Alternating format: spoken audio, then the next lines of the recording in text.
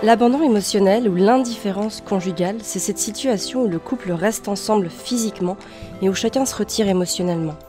Plus aucun effort n'est fait pour nourrir la relation de couple, ce qui fait que les partenaires se sentent de plus en plus détachés l'un de l'autre. Ils peuvent donner l'impression d'être un beau couple, mais en réalité, la relation se détériore petit à petit. Comment une relation de couple peut-elle en arriver là ? Et comment entretenir ce lien émotionnel pour ne pas en arriver là ? C'est ce que je vous propose de voir dans ce nouveau podcast.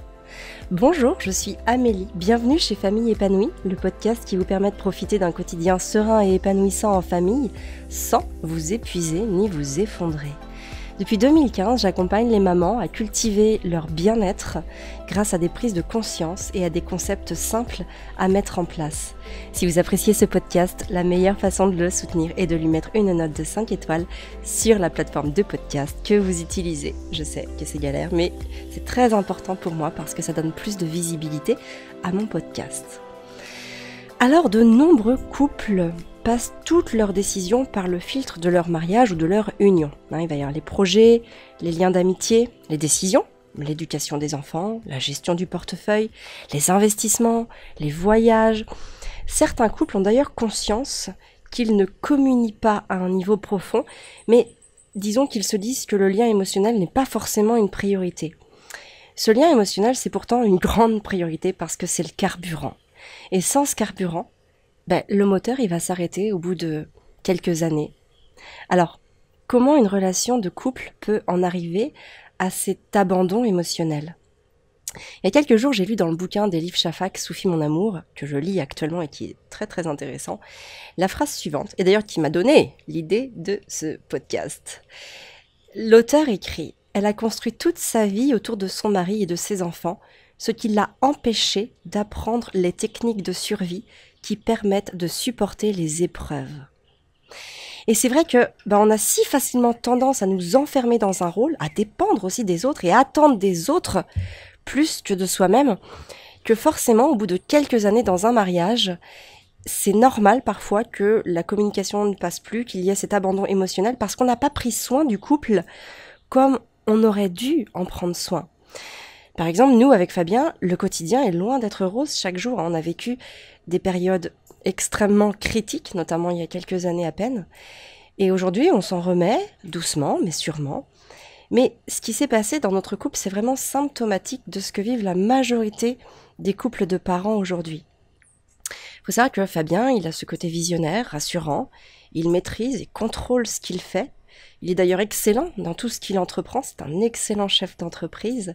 Il a toujours aussi une explication à m'apporter, il sait tout de suite où trouver l'info au bon endroit, quand moi, des fois, je vais passer beaucoup de temps à trouver des choses. Et je suis plus qu'admirative de sa façon d'être et cette capacité à aussi assumer pleinement ce qu'il est, sans honte, sans culpabilité. Moi, je suis différente, j'ai cette capacité à passer très très vite à l'action, mais je suis aussi pleine de doutes et de peurs. Et en fait, dès le début de notre relation, lorsqu'on a emménagé en région parisienne en 2004, ça faisait à peu près 2 ans qu'on était ensemble, je me suis extrêmement appuyée sur lui. Et inconsciemment, je l'ai laissé me guider par son assurance. À Paris, il faut savoir que j'ai eu beaucoup de mal à trouver et prendre ma place. J'étais très très complexée face à toutes ces belles demoiselles en école de commerce et je me sentais tellement en décalage avec elles. Moi, je venais de ma petite campagne, j'avais mes petites habitudes, j'avais ma façon de m'habiller, ma façon de me coiffer, ma façon de parler, ma façon de me comporter. Et waouh, je me suis pris une vraie claque en fait en arrivant à Paris et en voyant tous ces jeunes gens qui avaient tellement l'air sûrs d'eux par rapport à moi, qui me sentais tellement fragile et vulnérable. Et du coup, j'ai donné à Fabien un rôle de protecteur. Vraiment celui de me protéger, d'être un rempart avec le monde extérieur. Et je lui ai donné cette responsabilité. Et ce qui s'est passé, c'est qu'au bout de plusieurs mois, le problème, c'est qu'il n'en faisait jamais assez. En tout cas, pour moi, il en faisait jamais assez. Ou alors, il en faisait trop, il parlait trop à ces jolies filles, si sûres d'elles. Il passait pas assez d'aspirateur dans notre petit appartement. Il ne faisait pas assez la vaisselle. Il ne se souciait pas assez de l'ambiance de l'appartement. Donc, imaginez par là, il laissait traîner des affaires. Il faisait pas assez la lessive. Voilà, il avait toujours, enfin j'avais toujours une bonne raison de l'accuser de ne pas en faire assez ou d'en faire trop sur certaines choses. Et du coup, à un moment, il en a eu marre.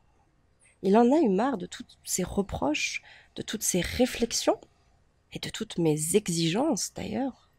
Et du coup, il a commencé à ne plus rentrer dans mon jeu. Et qu'est-ce qui s'est passé en moi? Eh bien, c'est qu'à ce moment-là, j'ai cru qu'il ne m'aimait plus.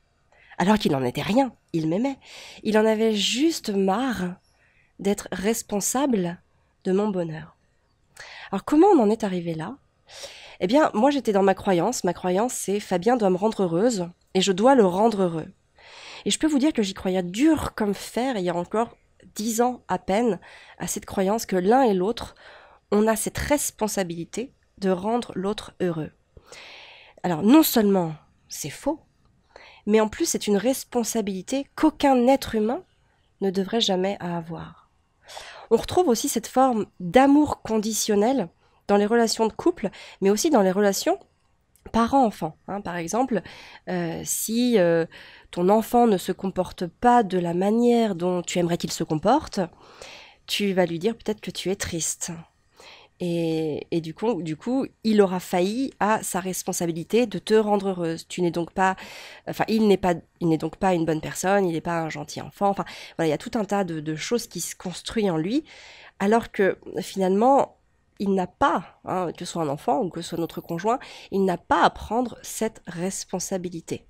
Et agir ainsi, c'est vraiment transférer sa responsabilité sur les autres, c'est se déresponsabiliser et compter aussi sur la culpabilité qui va alors naître chez l'autre pour nous rendre heureuses. Et je tiens vraiment à préciser que c'est pareil avec les enfants. Non, nos enfants ne nous rendront jamais heureuses. Ils n'ont pas à avoir cette responsabilité ou cette pression sur eux. Et moi non plus, je ne dois pas rendre heureuse mes enfants, mais plutôt je dois les accompagner pour qu'ils apprennent à trouver en eux-mêmes leur propre sécurité intérieure. Alors, que se passe-t-il lorsque l'un des partenaires comprend qu'il ne parvient pas à rendre heureuse ou heureux l'autre, et quelque part qu'il ne veut plus non plus nourrir le sentiment de culpabilité? Eh bien, il abandonne émotionnellement le couple dans lequel il était, parce qu'il prend conscience que ses efforts ne seront jamais à la hauteur de ce qu'on attend de lui. Alors finalement, autant arrêter d'essayer puisque ça finit toujours de la même manière, en cris, en protestations, en larmes, ou même parfois dans un silence pesant lorsque les deux vont bouder. Et c'est vraiment ce qui s'est passé pour nous, mais l'abandon émotionnel dans le couple peut aussi être le fruit d'autres comportements. Par exemple, un manque de courtoisie, la méchanceté ou la violence verbale, voire physique dans certains cas, crée des peines qui s'accumulent pour devenir des blessures de plus en plus profondes avec le temps. Lorsque j'ai fait ma formation d'éducatrice Montessori, la formatrice nous répétait tout le temps de veiller à parler avec grâce et courtoisie. Alors, sans parler d'utiliser un langage soutenu, il faut juste veiller à ce que nos mots ne deviennent pas des poignards. Notre conjoint, comme nos enfants d'ailleurs, a besoin d'être traité avec respect et gentillesse. Et c'est vraiment en étant gentil avec les autres qu'ils le seront avec nous. C'est le principe de réciprocité qui s'applique naturellement. Si quelqu'un vous parle mal, vous avez naturellement tendance à lui répondre avec des mots pas très sympas ou avec un ton assez sec. Donc ça, c'est vraiment quelque chose auquel il faut faire attention en premier lieu, travailler son langage et s'exprimer à son conjoint et d'ailleurs à ses enfants aussi, avec grâce et courtoisie. Une autre chose aussi qui va générer l'abandon émotionnel dans le couple, c'est le manque de temps pour le couple. Il faut bien avoir conscience que quand un couple n'a pas de temps pour lui, ou du moins qu'il a toujours quelque chose de mieux ou de plus important que de passer du temps en tête à tête, ça va être très compliqué pour pouvoir se construire. Un couple qui accueille un enfant, 2 enfants, 3 enfants, 4 enfants, etc. va voir son temps pour lui diminuer. Et finalement, il faut, je pense, très sincèrement, arrêter de penser qu'on a autre chose de mieux à faire que de prendre du temps pour le couple. C'est très très important d'accorder du temps pour le couple. Une relation de couple ne peut pas s'épanouir si les contacts sont réduits à un repas rapide, à une brève conversation avant le coucher, ou voilà, à 2 mots échangés sur WhatsApp. Il faut vraiment consacrer du temps à la relation chaque semaine, et qu'il s'agisse vraiment d'un temps de qualité, que ce soit un temps de dialogue ou un temps de divertissement, avoir un rendez-vous toutes les semaines pour pouvoir se retrouver. Nous, chez nous, on a adopté depuis longtemps maintenant, depuis plusieurs années, le système de 3 soirées. On passe nos vendredis, samedis et dimanches soirs ensemble. Alors, c'est pas parfait, ça conviendra pas forcément à tout le monde, mais nous, ça nous convient.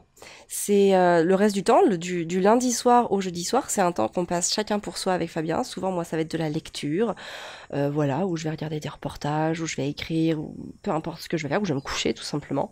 Et Fabien, lui, va faire ce qui est important pour lui à faire. Et en fait, c'est ça, c'est à vous de trouver la manière dont vous pouvez créer ce rendez-vous chaque semaine. C'est pas forcément la peine de se dire qu'on va faire un resto chaque semaine ou on va faire un ciné tous les mois et qu'on va pas pouvoir tenir. Il faut faire des choses simples. Parfois, le vendredi ou le samedi, parfois on fait des jeux de société et parfois on prend juste un petit apéro. Peu importe. Ce qu'il faut, c'est qu'il y ait ce temps pendant lequel le couple va pouvoir communier ensemble, j'ai envie de dire, ou en tout cas va pouvoir se retrouver et pouvoir aborder des sujets plus profondément. Et puis aussi, une autre cause de l'abandon émotionnel, c'est la crainte d'affronter les problèmes. Quand on a envie de mettre un sujet délicat sur le tapis, vous savez, mais qu'on a peur de la réaction de l'autre, donc on va pas en parler. Finalement, si on a peur, on va en parler au moment le plus mal choisi et ça va risquer fort de partir en clash. Donc vraiment, l'idée, c'est vraiment de se dire, moment, j'ai une opportunité, j'en parle, je la saisis. Mais pour que ça se passe bien, je vais parler avec le message je vais parler de moi, je vais parler de ce que j'aimerais, de ce que je ressens, de ce que je sens, de mes émotions, de mes envies, de mes besoins, de mes désirs. Mais je vais parler avec le message je. Et de cette manière-là, mon conjoint ne se sentira pas tributaire de mes besoins ou ne se sentira pas non plus obligé de les faire ou de les faire par acquis de conscience ou quoi que ce soit. Il va vraiment y avoir une discussion qui va s'installer et qui va nous permettre aussi d'arriver peut-être à un compromis ou à une solution qui soit gagnant-gagnant. Et parce que quand on ne fait pas ça, en fait, ce qu'on va retenir, la leçon qu'on en retient, c'est que on ne va plus aborder de sujet. Et du coup, c'est encore pire parce que c'est justement ça qui contribue, malheureusement, à créer l'abandon émotionnel. Et enfin, la dernière chose qui va contribuer à nourrir cet abandon émotionnel, c'est le déni. Quand les choses commencent à se détériorer dans une relation et que le couple ne veut pas avouer ou s'avouer ce qui se passe. Alors à ce moment-là, les deux partenaires sont dans l'ignorance des faits, dans le déni de ce qui se passe vraiment, et c'est une manière d'installer l'abandon émotionnel. Alors comment entretenir le lien émotionnel ? La première étape à franchir pour surmonter l'abandon émotionnel, c'est vraiment l'identification des racines du problème et prendre la décision d'agir pour régler la situation. Il ne faut pas se contenter de vivre en répétant inlassablement les mêmes schémas destructeurs. Il faut apprendre à aller au-delà. Moi, j'ai pu faire évoluer les choses et entretenir ce lien émotionnel dans mon couple lorsque j'ai compris et accepté que j'étais responsable de mon bonheur. Alors oui, ce sera toujours plus facile de demander ou d'attendre des autres qu'ils nous rendent heureux, mais il y a juste une question qu'il faut se poser par rapport à ça, c'est est-ce que les conséquences en valent vraiment la peine ? Est-ce que ça vaut la peine de bafouer cet effort personnel ? Et puis aussi, ça ne veut pas dire que notre conjoint ne nous apporte pas de bonheur. Bien sûr qu'il nous en apporte, bien sûr que les enfants nous apportent du bonheur, et bien sûr aussi que les proches nous apportent du bonheur. Mais mon bonheur ne dépend plus de leur comportement avec moi. Et c'est cette subtilité qui change tout. Alors bien sûr, ça va passer par une communication apaisée, pour vous aider à préparer d'ailleurs un sujet de discussion que vous avez vraiment besoin d'évoquer avec votre conjoint. Vous pouvez vous poser les questions suivantes. Quels sont vos soucis ? C'est quoi vos plus gros soucis ? Quelles sont vos attentes ? Pourquoi est-ce que vous auriez besoin que ça se passe ainsi ? Quelles sont vos peurs si ça ne se passe pas comme vous l'aviez envisagé, comme vous l'aviez prévu ? Vous pouvez aussi poser ces questions-là à votre conjoint et prendre le temps d'écouter attentivement ce qu'il a à vous répondre sans l'interrompre, bien évidemment. Entretenir le lien émotionnel dans un couple, c'est un travail qui se fait chaque jour. Soyez vrai. Soyez honnête, soyez authentique, quitte à paraître un petit peu vulnérable. Quelqu'un qui vous aime ne pourra jamais vous reprocher d'être pleinement vous-même. Vous n'avez rien à gagner à chercher à dissimuler vos sentiments réels parce que les problèmes non résolus nourrissent l'abandon émotionnel dans le couple. Apprenez à exprimer clairement vos doutes, vos peurs, vos envies et vos besoins, mais sans que cela ne se transforme en exigence pour l'autre. Engagez-vous à parler de vos problèmes directement, mais doucement et dans le respect. Si la conversation devient malsaine, faites une pause, mais sans abandonner la discussion pour autant. Évitez de vous blâmer l'un et l'autre. Cherchez plutôt à trouver des solutions qui vous conviennent à tous les deux. Vous savez, une personne abandonne émotionnellement lorsqu'elle croit que ses besoins sont ignorés. Alors que, pour que la relation soit saine, les deux partenaires doivent travailler activement à ce que chacun puisse assouvir ses besoins, sans reproche et sans jugement. Rétablir le lien émotionnel dans le couple ne se fait pas sans effort et n'arrive pas du jour au lendemain non plus. Il faut que le couple décide ensemble de faire de la relation sa priorité et d'accorder à la relation le temps qu'il faut pour la rétablir et l'approfondir en prévoyant des sorties ou des moments privilégiés à deux. Le meilleur conseil que je peux vous donner, c'est de faire ce que vous avez à faire avec votre cœur et avec l'intention réelle de faire les changements nécessaires. Quelqu'un doit briser le cercle vicieux de l'abandon émotionnel pour choisir de réagir au mal qu'on lui fait en faisant le bien. C'est impossible de changer le comportement de l'autre, mais c'est toujours possible de se changer soi-même. Et c'est important de cesser de réagir au comportement nocif de l'autre en manifestant un comportement similaire pour plutôt choisir de traiter l'autre avec bonté et avec amour. Alors c'est pas facile à faire lorsque l'autre n'adopte pas le même principe, mais c'est une manière simple et naturelle pour inverser la tendance et entretenir le lien émotionnel qui vous unit l'un à l'autre. J'espère que ce podcast vous aura plu. N'hésitez pas à me faire des retours et à me laisser des commentaires ou à me poser des questions sur le sujet, sur YouTube ou Facebook, sous le post notamment ou la vidéo dédiée à ce podcast. Moi, je vous donne rendez-vous la semaine prochaine pour un nouveau podcast. Merci de m'avoir écouté, merci pour votre confiance. Je compte sur vous pour noter le podcast. Passez une bonne journée et surtout, prenez soin de vous et de vos enfants.